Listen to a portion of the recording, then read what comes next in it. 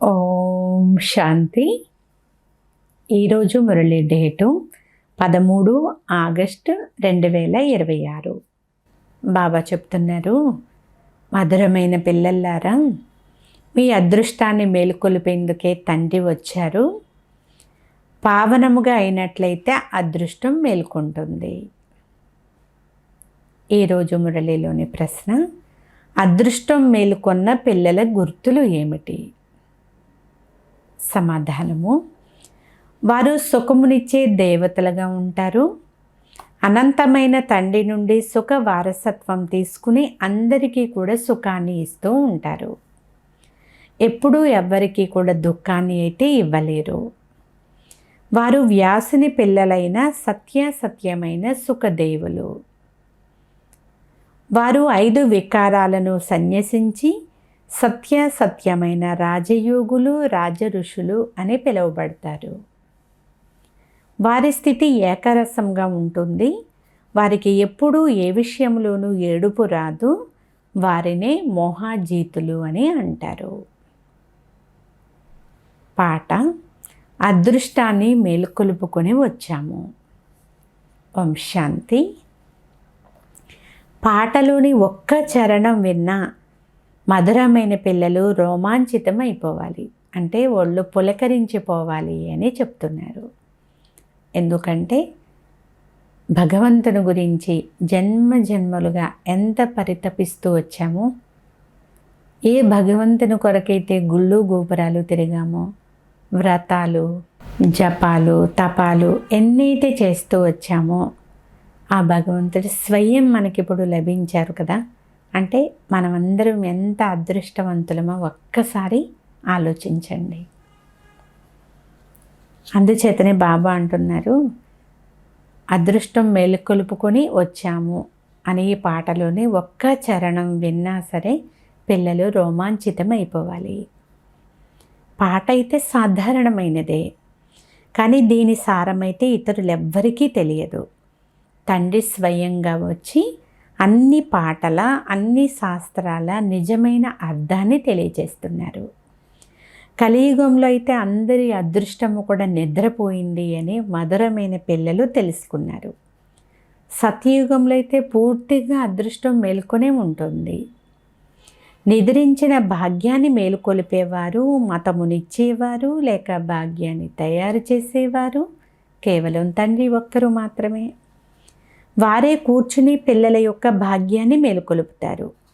పిల్లలు జన్మిస్తూనే వారి భాగ్యము మేలుకొంటుంది.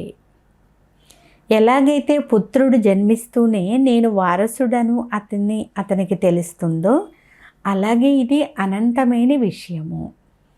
కల్పకల్పము మన భాగ్యం మేలుకొని మళ్ళీ నిద్రిస్తుంది అని పిల్లలకు తెలుసు. పావనంగా అయినట్లయితే అదృష్టం మేలుకొంటుంది. పావన గృహస్థు ఆశ్రమము అని అంటారు. ఆశ్రమము అనే పదమైతే చాలా పవిత్రమైనది. పవిత్ర గృహస్థు ఆశ్రమము, దీనికి వ్యతిరేకము అపవిత్ర పతిత ధర్మము. దీనిని ఆశ్రమము అని అనరు. గృహస్థు ధర్మం అందరికీ ఉంది, జంతువులకు కూడా ఈ ధర్మం ఉంటుంది అని బాబా అంటున్నారు. మనుషులు, జంతువులు అన్నీ తమ పిల్లలకు జన్మనిస్తాయి కదా. జంతువులు కూడా గృహస్థు ధర్మంలో ఉన్నాయని అంటారు. మనమైతే స్వర్గంలో పవిత్ర గృహస్థు ఆశ్రమంలో ఉండేవారము అని, దేవీ దేవతలుగా ఉండేవాళ్ళమని పిల్లలకు తెలుసు. వారిని సర్వగుణ సంపన్నము అని మహిమ కూడా చేస్తారు. మీరు కూడా ఈ మహిమను గానం చేస్తూ ఉండేవారు. ఇప్పుడు మనము మనుషుల నుండి మరలా దేవతలుగా అవుతున్నామని మీకు తెలుసు. అది దేవీ దేవతల ధర్మము. బ్రహ్మ, విష్ణు, శంకర్లను కూడా దేవతలు అంటారు. బ్రహ్మ దేవతాయ నమః, విష్ణు దేవతాయ నమః అని అంటారు. కానీ చివరిలో శివ పరమాత్మాయ నమః అని అంటారు. ఇందులో వ్యత్యాసం ఉంది కదా. శివుడు, శంకరుడు ఒక్కరే అని అనకూడదు. రాతి బుద్ధి కలవారు ఇప్పుడు పారస బుద్ధి కలవారిగా అవుతున్నారు. దేవతల బుద్ధిని రాతి బుద్ధి అని అనరు. డ్రామా ప్లాన్ అనుసారంగా రావణ రాజ్యం వస్తూనే వారు కూడా మెట్లు దిగాల్సిందే. పారస బుద్ధి నుండి రాతి బుద్ధి కలవారిగా అవుతారు. అందరికంటే బుద్ధివంతులుగా తయారు చేయవారు కేవలం ఒక్క తండ్రి మాత్రమే. మిమ్మల్ని పారస బుద్ధి కలవారిగా తయారు చేస్తారు. పారస బుద్ధి కలవారిగా అయ్యేందుకే కదా మీరందరూ ఇక్కడికి వచ్చారు. పారసనాథుని మందిరం కూడా ఉంది. అక్కడ చాలా పెద్ద మేళా జరుగుతుంది. అయితే పారసనాథుడు ఎవరో వారికి తెలియదు. వాస్తవానికి పారసముగా తయారు చేయువారు తండ్రి ఒక్కరే. వారు బుద్ధివంతులకి బుద్ధివంతులు. ఇది పిల్లలైన మీ బుద్ధి కొరకు బలమైన ఆహారం వంటిది. బుద్ధి చాలా పరివర్తన అవుతుంది. చెడు చూడకు, చెడు వినకు అనే గాయనం ఉంది. అయితే ఇది కోతుల విషయమైతే కాదు.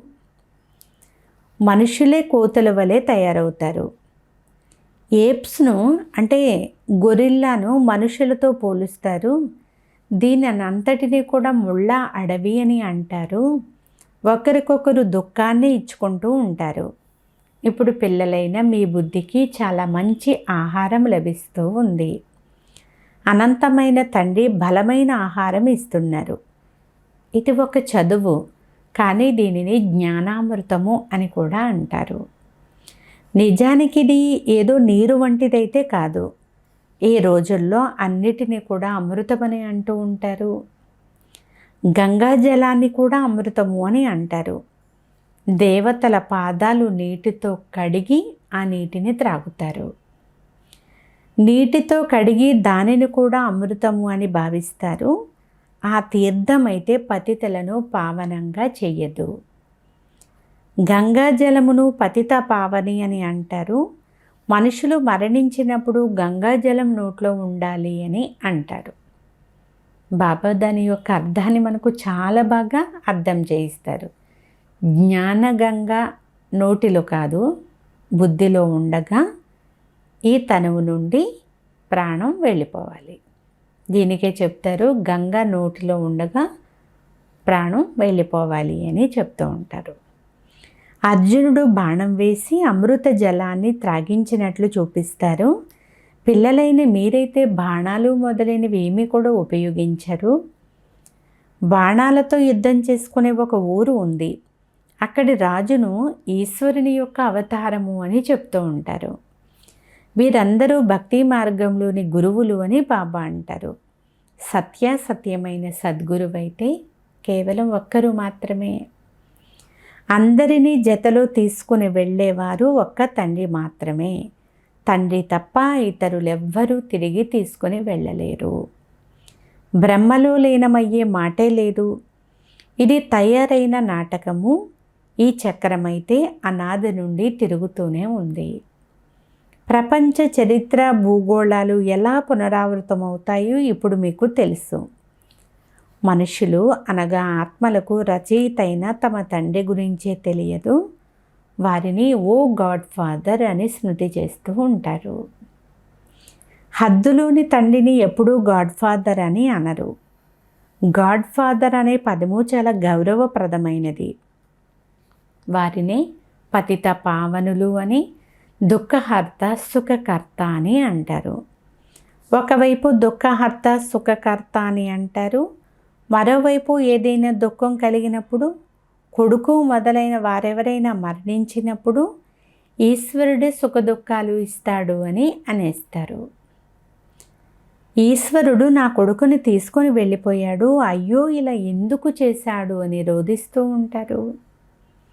ఈశ్వరుణ్ణి నిందిస్తారు. ఈశ్వరుడే సంతానమిచ్చారు అని అంటారు కదా. మరి ఈశ్వరుడే తిరిగి తీసుకుంటే ఎందుకు ఏడుస్తారు? ఈశ్వరుని వద్దకే కదా వెళ్ళింది. సతయుగంలో అయితే ఎవ్వరూ ఎప్పుడూ ఏడవరు అని బాబా అంటున్నారు. అసలు ఏడ్చే అవసరమే లేదు అని తండ్రి అర్థం చేయిస్తున్నారు. ఆత్మలు తమ లెక్కాచారం అనుసారముగానే పాత్రను అభినయం చేస్తారు. జ్ఞానము లేదు అంటే మనుషులు ఎంతగానో ఏడుస్తారు, పిచ్చివారి వలె అయిపోతారు. ఇక్కడ తల్లి మరణించిన హల్వా తినాలి, తండ్రి మరణించిన హల్వా తినాలి, నిర్మోహులుగా అవ్వాలి అని బాబా అంటున్నారు. మనకు ఒక్క అనంతమైన తండ్రి తప్ప ఇతరులెవ్వరూ లేరు. పిల్లలైన మీకు ఇటువంటి స్థితి ఉండాలి అని బాబా అంటున్నారు. మోహాజీత్ రాజు యొక్క కథ కూడా విన్నారు కదా. సత్యయుగంలో అయితే ఎప్పుడూ ఎవ్వరూ దుఃఖించరు, ఎప్పుడూ అకాల మృత్యువు కూడా జరగదు. మనము కాలునిపైన విజయం పొందుతామని పిల్లలైన మీకు తెలుసు. తండ్రిని మహాకాలుడు అని అంటారు. వారు మృత్యువుకే మృత్యువు. మీరు కాలునిపైన విజయం పొందాలి అనగా మిమ్మల్ని ఎప్పుడూ కూడా కాలుడు కబళించజాలడు. మృత్యువు ఆత్మను కానీ శరీరాన్ని కానీ కబళించజాలదు. ఆత్మ ఒక శరీరం వదిలి మరొకటి తీసుకుంటుంది. దీనినే మృత్యువు కబళించింది అని అంటారు. అంతేకాని మృత్యువు అనేది ఏ వస్తువు కాదు. మనుషులైతే అచ్యుతం కేశవం అని మహిమ చేస్తూ ఉంటారు, కానీ ఏమాత్రము అర్థం చేసుకోరు. ఈ 5 వికారాలు మీ బుద్ధిని నాశనం చేస్తాయి అని తండ్రి అర్థం చేయిస్తున్నారు. ఈ సమయంలో ఎవరికి తండ్రి గురించి యథార్థమైన పరిచయం అయితే లేదు. ఈ ప్రపంచమంతా తండ్రి ఇల్లే కదా. మనుషులు చూడండి, అనాథల వలె పరస్పరము కోట్లాడుకుంటూ జగడాలాడుకుంటూ ఉంటారు. తండ్రి ప్రపంచంలో పిల్లలందరినీ కూడా పతితుల నుండి పావనంగా చేసేందుకే వచ్చారు. అర్ధకల్పం పవిత్రమైన ప్రపంచం ఉండేది కదా. రాజు రాముడే, ప్రజలు కూడా రాముడే అని పాట పాడతారు. అటువంటి చోట అసలు అధర్మం ఎలా ఉంటుంది? అక్కడ పులి మేక కలిసి ఒకే రేవులో నీరు త్రాగేవి అని చెప్తారు. అటువంటి చోట రావణుడు మొదలైన వారు ఎలా వస్తారు? ఏమీ అర్థం చేసుకోరు. విదేశీయులు ఇటువంటి మాటలు విని హేళన చేస్తారు. తండ్రి వచ్చి జ్ఞానము ఇస్తారు. ఇది పతిత ప్రపంచం కదా. ప్రేరణతో పతితలను పావనంగా చేయగలరా? ఓ పతిత పావన రండి అని పిలుస్తారు. కనుక వారు భారతదేశంలోనే వచ్చారు. ఇప్పుడు కూడా జ్ఞానసాగరుణ్ణైన నేను మిమ్మల్ని మాస్టర్ జ్ఞానసాగరులుగా చేసేందుకు వచ్చాను అని తండ్రి చెప్తున్నారు. తండ్రిని సత్యసత్యమైన వ్యాసుడు అని అంటారు. కనుక వారు వ్యాసదేవులు, వారి పిల్లలైన మీరు సుఖదేవులు. ఇప్పుడు మీరు సుఖమునిచ్చే దేవతలుగా అవుతారు. సుఖ వారసత్వమును వ్యాసుడైన శివాచార్యుల ద్వారా తీసుకుంటున్నారు. మీరు వ్యాసుని పిల్లలు. అయితే మనుషులు తికమక పడకుండా మీరంతా శివుని పిల్లలు అని అనడం జరుగుతుంది. వారి అసలు పేరు శివ. ఆత్మను తెలుసుకోవచ్చు, పరమాత్మను కూడా తెలుసుకోవచ్చు. వారే వచ్చి పతితల నుండి పావనముగా అయ్యే దారిని తెలియచేస్తారు. నేను ఆత్మలైన మీ తండ్రిని అని అంటారు. అంగుష్టాకారము అని అంటారు. అంత పెద్ద ఆకారం ఇక్కడ బురుకుటిలో ఉండేందుకు వీలు లేదు కదా. ఆత్మ అంగుష్టాకారంలో ఉంటుంది అని చెప్తారు. పరమాత్మ కూడా అంగుష్టాకారము అని చెప్తారు. అంగుష్టాకారంలో ఉన్నటువంటి పరమాత్మ బ్రహ్మ యొక్క బురుకుటిలో ఎలా ఎమర్జ్ అవ్వగలరు? ఆత్మ కూడా అంగుష్టాకారంలో ఉంది అనుకోండి, భృగుటి సింహాసనం పైన ఎలా కూర్చోగలుగుతుంది? ఆత్మ బిందువే, పరమాత్మ కూడా బిందువే. వారు చాలా సూక్ష్మమైన వారు. డాక్టర్లు కూడా ఆత్మను చూసేందుకు చాలా శ్రమ పడుతూ ఉన్నారు, కానీ ఎవ్వరూ ఆత్మను చూడలేరు. ఆత్మను అనుభవం చేయొచ్చు. మీరు ఆత్మను తెలుసుకున్నారా అని ఇప్పుడు తండ్రి అడుగుతున్నారు. ఎంత చిన్న ఆత్మలో అవినాశి పాత్ర నిండి ఉంది. ఒక రికార్డు వలె పాత్ర అంతా కూడా ఆత్మలో రికార్డు చేయబడి ఉంది. ఇంతకుముందు మీరు దేహాభిమానులుగా ఉండేవారు, కానీ ఇప్పుడు ఆత్మాభిమానులుగా అయిపోయారు. మన ఆత్మలు 84 జన్మలు ఎలా తీసుకుంటూ ఉంటాయో మీకు తెలుసు. జన్మలకు అయితే అంతం లేదు. కొంతమంది డ్రామా ఎప్పుడు ప్రారంభమైంది అని అడుగుతారు, కానీ ఇది అనాది డ్రామా అని బాబా అర్థం చేయిస్తున్నారు. ఎప్పుడూ నాశనం అవ్వదు. దీనిని తయారు చేయబడిన అవినాశి ప్రపంచ నాటకము అని అంటారు. ప్రపంచం గురించి కూడా మీకు తెలుసు. ఎలాగైతే చదువురాని పిల్లలకు చదువు చెప్తారో అలా పిల్లలైన మిమ్మల్ని తండ్రి చదివిస్తూ ఉన్నారు. ఆత్మయే శరీరం ద్వారా చదువుకుంటుంది. ఇది రాతి బుద్ధి కలవారికి మంచి ఆహారము, బుద్ధికి జ్ఞానం లభిస్తుంది. పిల్లలైన మీ కొరకే బాబా ఎన్ని చిత్రాలు తయారు చేయించారు. వీటిని అర్థం చేసుకోవడం చాలా సులభము. త్రిమూర్తి అనగా బ్రహ్మ, విష్ణు, శంకరులు. కానీ బ్రహ్మను త్రిమూర్తి అని ఎందుకంటారు? దేవదేవ మహాదేవ అని అంటారు. కానీ కొంచెం కూడా అర్థం తెలియదు. ఇప్పుడు బ్రహ్మను ప్రజాపిత అన్నప్పుడు సూక్ష్మవతనంలో బ్రహ్మ ఎలా ఉంటాడు? సూక్ష్మవతనంలో దేవతలు ఎలా ఉండగలరు? ప్రజాపిత బ్రహ్మ అంటే ఇక్కడే కదా ఉండాలి. ఈ విషయాలైతే ఏ శాస్త్రంలో కూడా లేవు.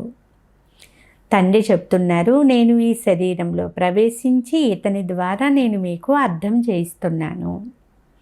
ఇతనిని నారదముగా చేసుకున్నాను. ఇతని అనేక జన్మల అంతిమ జన్మలో నేను వస్తాను అని శివబాబా అంటున్నారు. ఇతను కూడా 5 వికారాలను సన్యసించాడు. సన్యసించిన వారిని యోగులు అని, ఋషులు అని అంటారు. ఇప్పుడు మీరు రాజ ఋషులు. మీరు ప్రతిజ్ఞ చేస్తున్నారు. ఆ సన్యాసులైతే ఇల్లు వాకిళ్ళు వదిలిపెట్టి వెళ్ళిపోతారు. ఇక్కడ స్త్రీ పురుషులు కలిసే ఉంటారు. కానీ మేము ఎప్పుడూ కూడా వికారాలకు వశమవ్వము అని చెప్తారు. ముఖ్యమైనది వికారాల యొక్క విషయమే. శివబాబా రచయిత అని మీకు తెలుసు. వారు కొత్త రచనను రచిస్తారు. వారు బీజరూపులు, సత్యచిత్ ఆనంద సాగరులు, జ్ఞాన సాగరులు. స్థాపన, పాలన, వినాశనం ఎలా చేస్తారో తండ్రికి మాత్రమే తెలుసు. ఈ విషయాలు మనుషులకు తెలియదు. ఇప్పుడు మీరు ఈ విషయాలన్నీ తెలుసుకున్నారు కనుక మీరు అందరికీ అర్థం చేయించగలరు అని బాబా అంటున్నారు. అచ్చా, మధురాతి మధురమైన అపురూపమైన పిల్లలకు మాతాపిత బాప్దాదాల ప్రియ స్మృతులు మరియు గుడ్ మార్నింగ్. ఆత్మిక పిల్లలకు ఆత్మిక తండ్రి నమస్తే. ఆత్మీయ తండ్రికి ఆత్మీయ పిల్లల యొక్క ప్రియ స్మృతులు గుడ్ మార్నింగ్. నమస్తే, నమస్తే, నమస్తే. ధారణ కొరకు ముఖ్య సారము. దీనిలో ఫస్ట్ పాయింట్, ప్రతి ఆత్మ లెక్కాచారం ఎవరిది వారిదే కనుక ఎవరైనా శరీరాన్ని వదిలితే ఏడవరాదు. పూర్తి నిర్మోహులుగా అవ్వాలి. ఒక్క అనంతమైన తండ్రి తప్ప మాకు ఇతరులు ఎవ్వరూ లేరు అని బుద్ధిలో ఉండాలి. సెకండ్ పాయింట్, బుద్ధిని పాడు చేసే పంచ వికారాలను త్యాగం చేయాలి. సుఖమునిచ్చే దేవతలుగా అయ్యి అందరికీ సుఖాన్ని ఇవ్వాలి. ఎప్పుడూ ఎవరికి దుఃఖాన్ని ఇవ్వకూడదు. ఈరోజు వరదానము, సదా మర్యాదల రేఖకు లోపల ఉండేందుకు జాగ్రత్తలు తీసుకునే మర్యాద పురుషోత్తమ భవ. ఏ పిల్లలైతే స్వయాన్ని ఒకే తండ్రి అనగా రామునికి సత్యమైన సీత అని భావించి సదా మర్యాదలు అనే రేఖ లోపల ఉంటారో అనగా ఈ కేర్ తీసుకుంటారో వారు స్వతహాగా కేర్ఫుల్ నుండి చీర్ఫుల్గా అంటే హర్షితముఖులుగా ఉంటారు. కనుక ఉదయం నుండి రాత్రి వరకు ఏ మర్యాదలైతే లభించాయో వాటి స్పష్టమైన జ్ఞానాన్ని బుద్ధిలో ఉంచుకొని స్వయాన్ని సత్యమైన సీతగా భావించి మర్యాదల రేఖకు లోపల ఉండండి. అప్పుడే మర్యాద పురుషోత్తములు అని అంటారు. స్లోగన్, సేవ యొక్క అతిలోకి వెళ్ళకండి. సేవ మరియు స్వపురుషార్థముల యొక్క బ్యాలెన్స్ పెట్టుకోండి. అవ్యక్త ప్రేరణ, అపవిత్రత యొక్క బీజాన్ని కూడా సమాప్తం చేసి సంపూర్ణ స్వచ్ఛంగా అవ్వండి. సంపూర్ణ పవిత్రత అనగా మనసులో కూడా ఏ ఒక్క వికారం యొక్క అంశము కూడా ఉండకూడదు. జ్ఞానము, గుణాలు మరియు సర్వశక్తుల యొక్క ప్రాప్తిలో సదా సంపన్నముగా అనగా సర్వ ప్రాప్తుల లైట్ యొక్క కిరీటంగా చాలా స్పష్టంగా కనిపించాలి. స్వయాన్ని సదా లైట్ ఆత్మిక రూపంలో అనుభవం చేయాలి. కర్మలో కూడా స్వయాన్ని చాలా లైట్గా అంటే తేలికగా అనుభవం చేయాలి.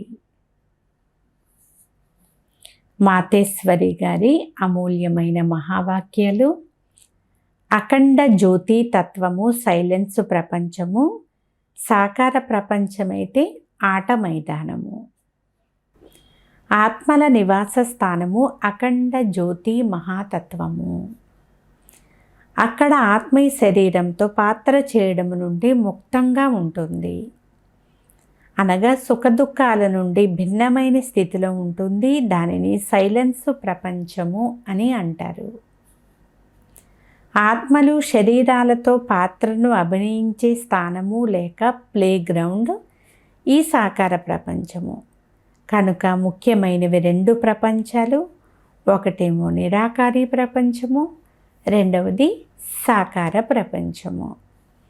ప్రపంచములోని వారు కేవలం నోటితో పరమాత్మ రచయిత, అతనే పాలన చేస్తారు, అతనే సంహారం కూడా చేస్తారు అని అంటారు. తినిపించేది, చంపేది, కాల్చేది కూడా వారే అని చెప్పిస్తూ ఉంటారు. కనుక సుఖదుఖాలు ఇచ్చేవారు కూడా వారే అని అంటారు. ఎవరికైనా దుఃఖం కలిగినప్పుడు ప్రభు తేరా భానా మేఠా లాగే, ప్రభు నీ నిర్ణయం మాకు చాలా మధురంగా అనిపిస్తుంది అని అంటారు. ఇది అయథార్థమైన జ్ఞానము. ఎందుకంటే దుఃఖం ఇవ్వడం అనేది పరమాత్మ యొక్క పని అయితే కాదు. పరమాత్మ దుఃఖహర్త, వారు దుఃఖకర్త కాదు. జన్మ తీసుకోవడం, జన్మ వదిలేయడం, సుఖ దుఃఖాలు అనుభవించడం అనేది మనుష్యాత్మలందరి యొక్క సంస్కారము. శారీరక జన్మ ఇచ్చేవారు తల్లిదండ్రులు. వారు కూడా కర్మబంధనాల అనుసారముగా తండ్రి కొడుకుల సంబంధంలోకి వస్తారు. అదేవిధంగా ఆత్మల తండ్రి పరమాత్మ వారు బేహద్దు రచనను స్థాపన పాలన ఎలా చేస్తారు? వారు 3 రూపాలైన బ్రహ్మ విష్ణు శంకరుల రచయిత. ఈ ఆకారి రూపాల ద్వారా దైవీ సృష్టి స్థాపన, అసురీ ప్రపంచ వినాశనం, తర్వాత దైవీ ప్రపంచాన్ని పాలన చేయిస్తారు. ఈ 3 పనులు కూడా పరమాత్మని యొక్క బేహద్దు అంటే అనంతమైనటువంటి కర్తవ్యాలు. ఇకపోతే సుఖదుఖాలు, జనన మరణాలు కర్మల అనుసారంగా జరుగుతాయి. పరమాత్మ సుఖదాత. వారు తన పిల్లలకు ఎప్పుడూ కూడా దుఃఖాన్ని అయితే ఇవ్వజాలరు. అచ్చా. ఓం శాంతి.